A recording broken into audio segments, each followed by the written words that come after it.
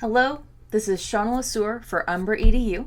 This video is brought to you by special request from academic Twitter. Today we'll go over how to screen a video in a synchronous online lesson. We'll walk through the logistics, literally how you set it up click by click. In a future Umbra EDU Faculty Academy video, we'll go over some other important components you'll want to consider before choosing to screen a video in your online classroom. I should start by prefacing that I love screening films in my courses. The intersection of art, politics, and education is actually my passion and primary research interest, so I rarely go a semester without incorporating at least a handful of video clips. If this is something you want to do in your course, there is research indicating it could be a great idea. So let's get started. Here we are in Zoom, one of the most popular web conferencing platforms today. This video assumes that either your institution or you personally have a paid Zoom account. If this isn't the case, it might not work for you because their free version has a 40-minute time limit on group meetings. That means you won't be able to screen a feature film in one go without the paid account. As the host of the meeting, you'll be able to share your screen. Screening a video isn't much different than sharing a PowerPoint, but you will need to make one or two very important extra clicks. At the bottom of your screen here, you'll see your share screen button.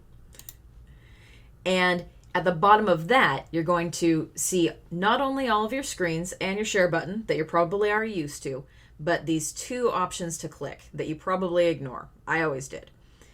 If you click Optimize Screen Sharing for Video Clip, it'll automatically click both of them. The first one is Share Computer Sound. This one here, make sure that the audio is optimized. This one here, make sure that the video is optimized. Then you click Share. I won't do that because you don't actually need to see a video. So choosing the correct screen and then clicking Share as you normally would, as long as you have those two extra buttons done, your students will be able to hear the video through their own audio players, and it'll avoid having that echoey noise because it's coming from your mic into the audio for them. But one thing you'll want to remember is that they can still hear you and you can still hear all of them. That's super positive because you can still converse. But once you start that video, you're going to want to mute yourself and all of your students whenever possible, because that'll ensure the audio stays crisp and not awkwardly echoey with all of those additional versions of the video's audio. It's pretty simple to set up, but also pretty easy to miss the first time you're trying. I know I did.